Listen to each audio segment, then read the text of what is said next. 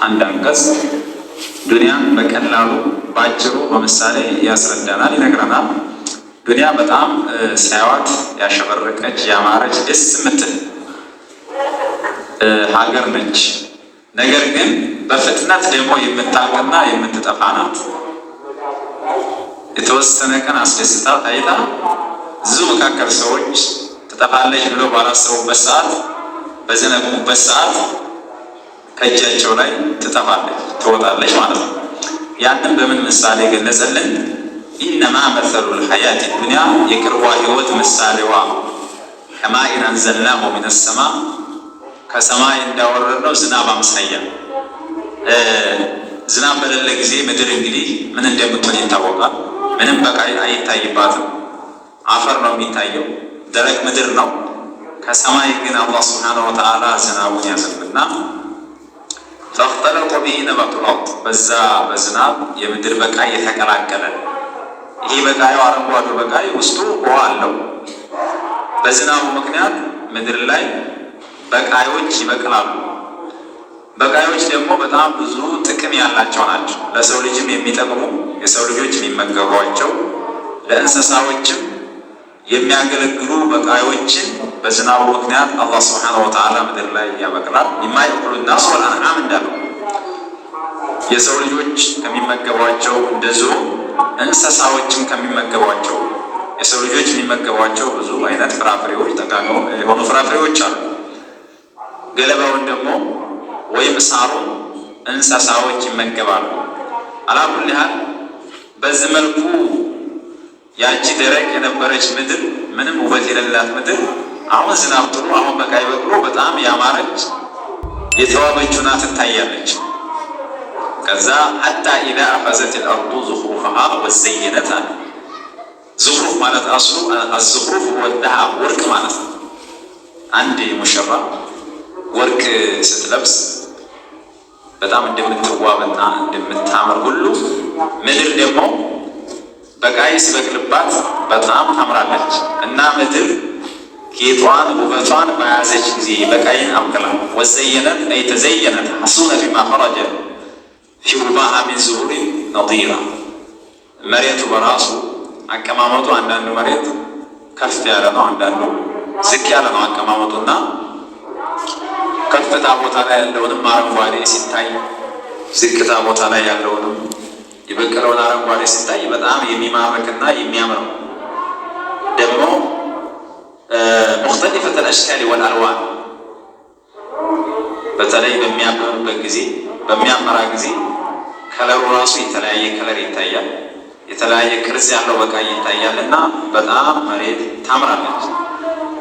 በዛ ጊዜ እንግዲህ አዝመራ ያዘመሩት ገበሬዎች ውስጣቸው በጣም ደስተኛ ሆነው በተስፋ ላይ ሆነው የዘንድሮ በጣም ሰፊ የሆነ ርዚቅ የምንበላው ያድርገን እንጂ በጣም ጥሩ አዝመራ ዘምሯል ብለው ተስፋ በሚያደርጉበት ሰዓት ጫፍ ላይ ከደረሰ በኋላ ሌላ ነገር ይፈጠራል። ወظن أهلها أنهم قادرون عليها በሷ ላይ እኛ ቻዮች ነን፣ አሁን የቀረን አዝመራውን መሰብሰብና መጠቀም እንጂ ሌላው ነገር አልቆለታል በሚሉበት ሰዓት አጣሃ አምሩና ሌይለን አው ነሃራ ምንም በማያውቁበት ሁኔታ በቀን ወይም ደግሞ በሌይ አላህ ሱብሓነሁ ወተዓላ ትእዛዙን ያስተላልፍና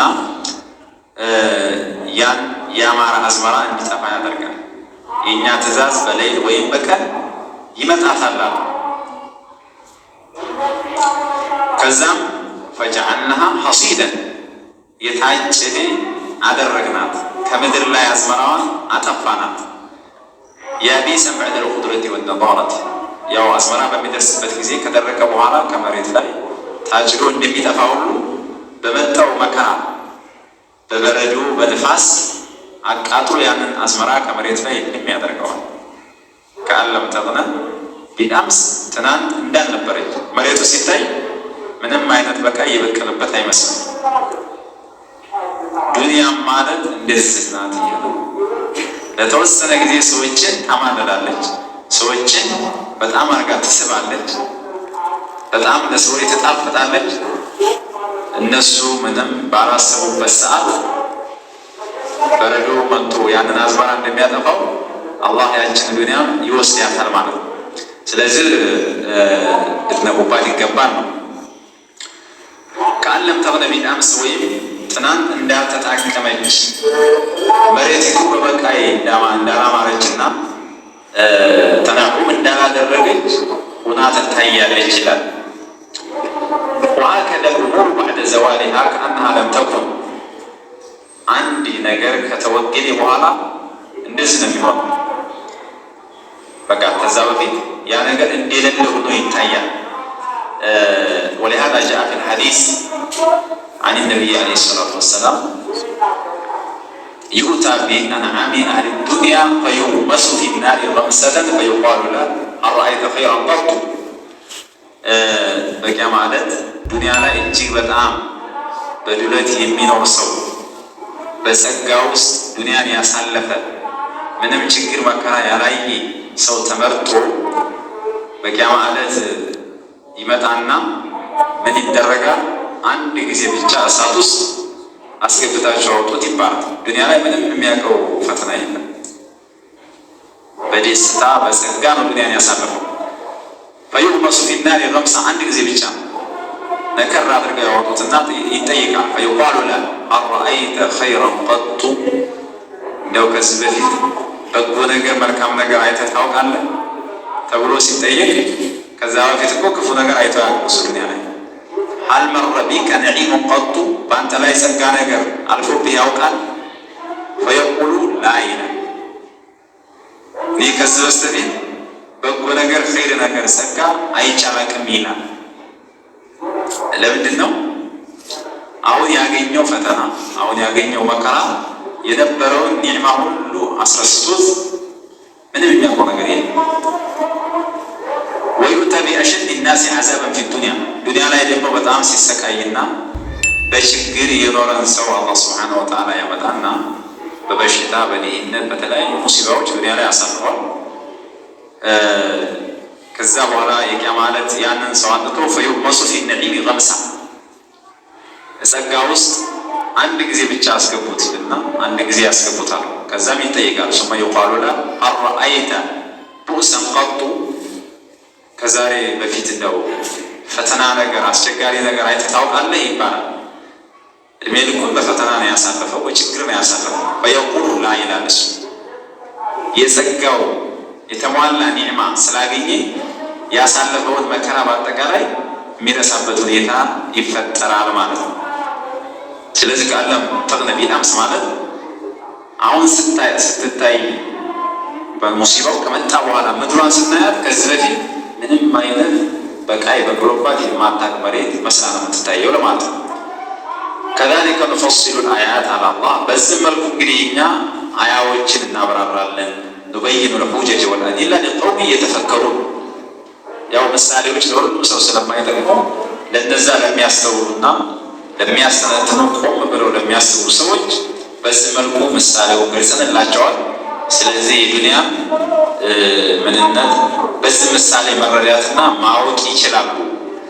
ፈየዕተቢሩነ ቢሃዛ ልመሰሊ ፊ ዘዋሊ ዱንያ ሚን አህሊሃ ሰሪዐን ዱንያ ከዱንያ ሰዎች በፍጥነት ትታቸው እንደምትሄድ እነሱ በጣም እየጓጉላት እየፈለጓት እሷ ግን ድንገት አፈትልካ እንደምታመጣቸው የሚረዱ ሰዎች የሚያስተነትኑ ሰዎች ናቸው። ዱንያ ባህሪዋ ፈኢነ ሚን ጠቢዐቲ ዱንያ አልሃረበ ሚመን ጠለበሃ ወጠለበ ሊመን ሃረበ ሚንሃ በጣም ለሚያሳድዳትና ለሚፈልጋት ሰው መሸሽ ነው። ምንም መድረስ አይችልም። እሷ ላይ በጣም ትሸሻለች። ወጠለበ ሊመን ሃረበ ሚንሃ ከዱንያ ደግሞ ለሚሸሽ ሰው እሷ አሳዳ ፈልጋው ትመጣለች። ባህሪዋ እንደዚህ ነው። ስለዚህ ባህሪዋን መረዳት ያስፈልጋል። ወላሁ የድዑ ኢላ ዳሪ ሰላም አሉ ለማ ዘከረ ዱንያ ወሱዓተ ዘዋሊሃ ዱንያንና የዱንያን በፍጥነት መጥፋት ከተናገረ በኋላ ረገበ ፊል ጀነቲ ወደዓ ኢለይሃ ወሰማሃ ዳረ ሰላም እንግዲያውስ ወደ ጀነት ሁላችሁም ኑ ቶሎ የሚል ጥሪ አላህ ሱብሓነሁ ወተዓላ አስተላለፈ። ከዛ ምን አለ? ወላሁ የድዑ አላሁ እኮ ይጣራል ኢላ ዳር ሰላም ወደ ሆነችው ሀገር አላህ ይጣራል። ዳር ሰላም የጀና ዳር ሰላም የተባለችው ለምንድን ነው? ያው ጀነት ሰላም ነች። ሚን ነቃኢስ ወልአፋት ከየትኛውም ችግር መከራ ሰላም የሆነች ሀገር ናት። በጀነት ውስጥ መታመም፣ መራብ፣ መሞት በቃ ምንም አይነት ፈተና የሚባል ነገር ስለሌለ ዳር ሰላም ትባላለች። ወይም ሰላም ማለት እስሙ ሚን አስማኢላህ ተባረከ ወተዓላ ወሰላሙ የአላህ ስም ነው። ኢላ ዳሪ ሰላም ወደ እኔ ሀገር እያለ ወደ እኔ ሀገር